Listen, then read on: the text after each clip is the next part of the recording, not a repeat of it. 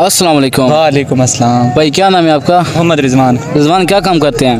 मेरा कार था शुरू में था कारों का? शुरू में लगता तो नहीं आपको देखे। बंदा देख के लगता है क्यों नहीं लगता सारा कार था शुरू में लगता है यार।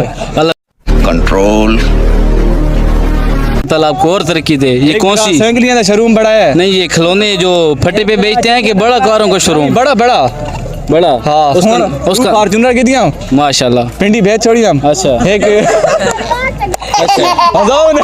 अच्छा अच्छा बताएं। एक पारो खली है पर पिछले पास हूँ शायद रिठी है काले रंग दी। कहाँ पर खड़ी है? हाँ कहाँ पर खड़ी है?